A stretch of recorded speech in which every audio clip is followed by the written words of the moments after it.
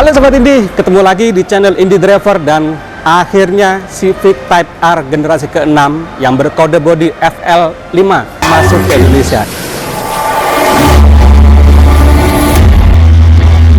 That doesn't need to be described with excessive words.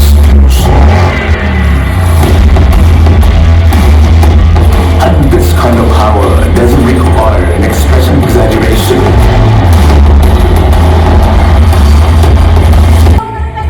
Ini menggantikan Type R sebelumnya yang berkode FK8, dan kalau di luar negeri ini diluncurkan tahun lalu, di Indonesia baru tahun ini. Civic Type R ini dikembangkan dari Civic Hatchback generasi ke-11 yang sayangnya tidak masuk ke Indonesia. Karena ini adalah mobil dengan spesifikasi balap yang nyaman untuk dikemudikan di jalan raya, ini mendapatkan sejumlah perubahan dari kalau dibandingkan dengan Civic Hatchback ya. Perubahannya itu ada di bodi, di sasis, di mesin, di sistem aerodinamika, serta sejumlah fitur lainnya. Kita lihat saja seperti apa mobil ini, dan seperti Type R sebelumnya, termasuk Type R FK8 ya. Ini memang secara tampilan terlihat sangat sporty, sangat gahar. Kalau dari depan, ini tampang gaharnya nih sangat terlihat sekali. Ini ditunjang oleh grill bawah yang sangat besar. Kalau dari modelnya, ini model honeycomb, dan grill yang besar ini itu akan memberikan pasokan udara untuk pendinginan mesinnya. Kenapa? Karena mesin balap itu lebih panas. Dan bumper bawah ini terlihat sangat sporty. Ini tentunya sudah dipertimbangkan desainnya untuk sistem aerodinamika dan lain-lainnya ya. Warnanya hitam, beda dengan warna bodinya. Dan di sini ada sebuah aksen ya, warna hitam. Ini seperti bolong walaupun nggak bolong ya. Ini menambah kesan gaharnya. Dan di grill yang atas, ini sama model honeycomb, cukup besar. Ada emblem Honda dengan background merahnya. Ini emblem khusus, emblem spesial yang hanya disematkan kepada mobil-mobil Honda dengan spesifikasi balap. Ada logo Type R-nya di sini. Jadi kalau dilihat ya, garis-garisnya itu, lekukannya itu sangat sporty, menunjang penampilannya sebagai sebuah mobil yang gahar dan memiliki power yang sangat besar. Lampunya itu seperti Civic yang model terakhir.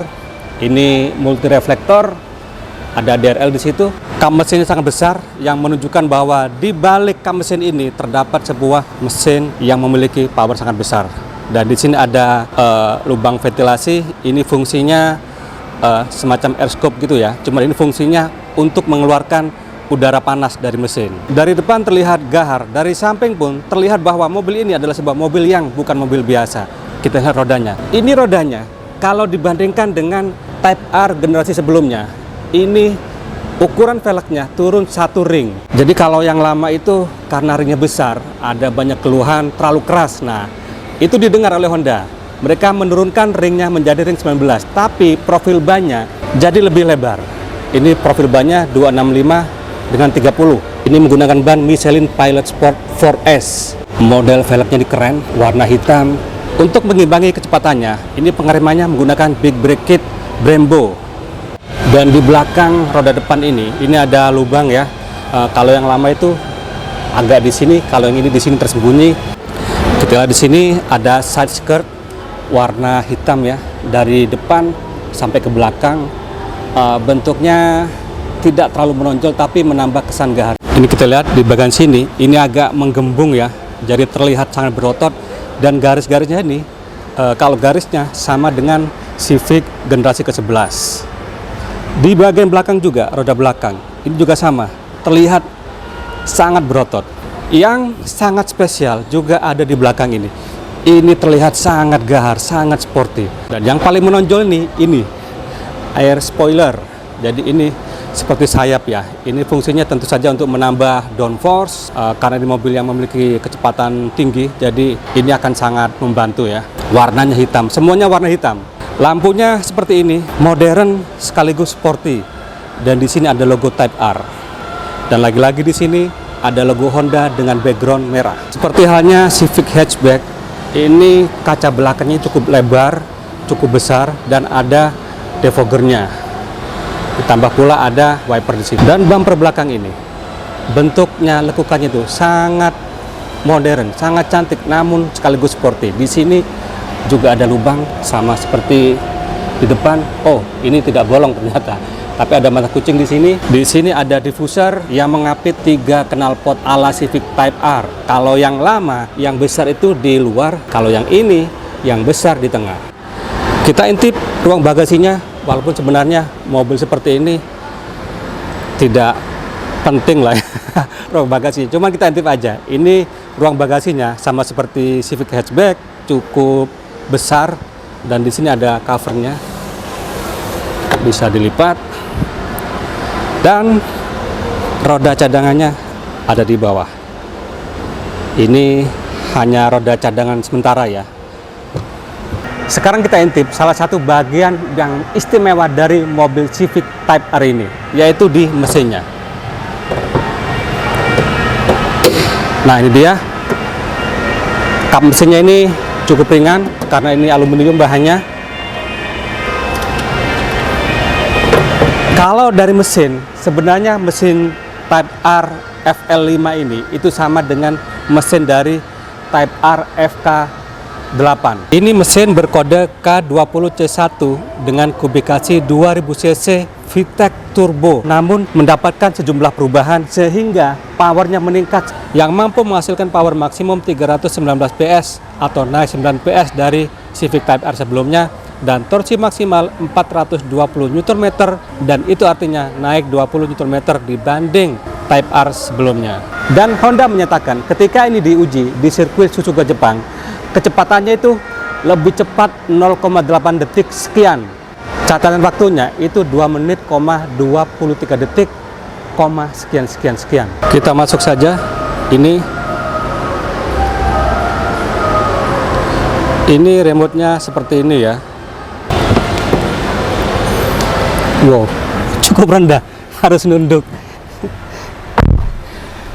Karena ini Civic Type R, tentu saja duduk di belakang itu kurang menyenangkan. Yang istimewa tentu saja di depan. Kita cerita soal bagian belakang ini. Ya mungkin Anda yang punya mobil Type R ini pengen ngajak teman, saudara, atau siapapun lah untuk duduk di belakang. Ini joknya, ini berbahan suede dan ada garis-garis merahnya. Ini kalau secara kenyamanan, ini sangat nyaman, sangat empuk.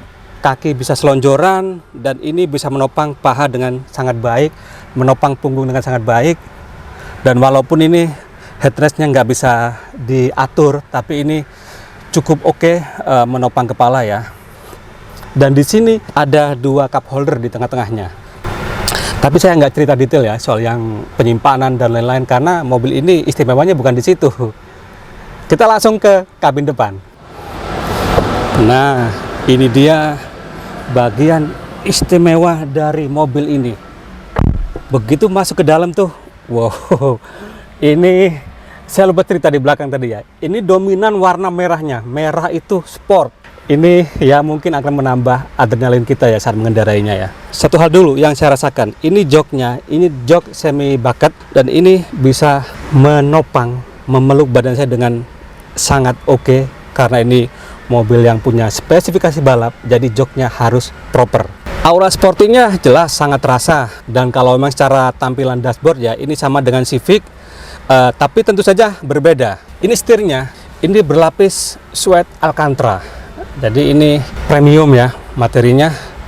Dan cerita ini dulu deh, setirnya tentu saja sudah tilt dan teleskopik ya, untuk memudahkan kita mendapatkan posisi berkendara yang sangat baik. Dan joknya ini masih manual, pengaturannya bisa maju mundur, bisa reclining, dan bisa juga diatur ketinggiannya. Ini oke. Nah, tadi sudah cerita tilt dan teleskopik.